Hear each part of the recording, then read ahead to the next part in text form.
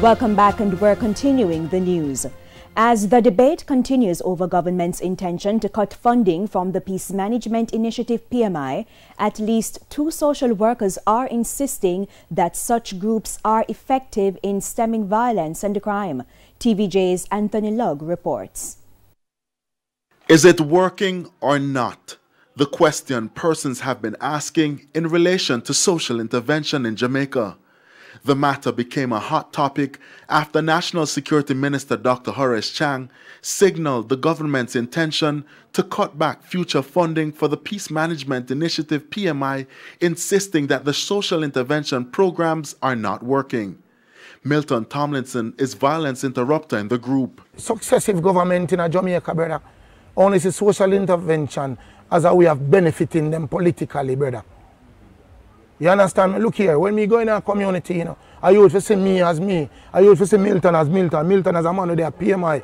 PMI has over 100 peace advocates that have been deployed to more than 40 volatile communities in St. James, Kingston, St. Catherine, Westmoreland, Hanover, and Clarendon to prevent conflicts from escalating.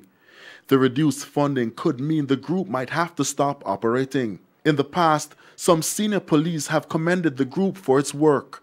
But the National Security Minister, in his address to Parliament, also said he will not be negotiating with criminals. There's a problem in Jamaica culturally, you know, because the police feel as if you don't come tell them, say, John or Harry, you work a foolishness.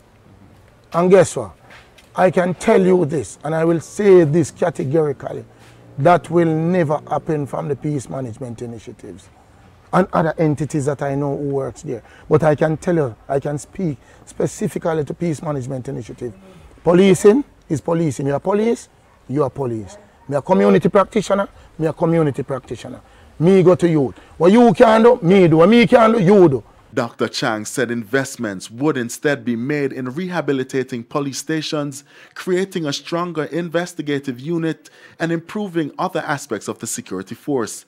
But social anthropologist Dr. Herbert Gale sees it differently. He argues that there is evidence that PMI has played a major role in reducing crime. Dr. Gale said a study carried out last year showed that there were major reductions in crime in communities in St. Catherine and St. James where the group had intervened. Dr. Gale said this has been done with little funding. He called for more investment to be made for the long term. Nothing in the world works with suppression alone, or when you have the emphasis on suppression. So if you have $1 and you take out 80 cents or 70 cents, remember that's what we are accused of, you know. Go online and look, that's what we are accused of. We're a suppression-based country, right? If you are doing that, then you'll have 20 cents left out of $1 for long-term planning and redeployment. And ask anybody at PMI how much money they have. They are broke. And they are the real deal. And they are broke. Ask how much money we have in suppression. Fat. So you have a fat suppression and a little maga real work for long term. Anthony Lugg, TVJ News.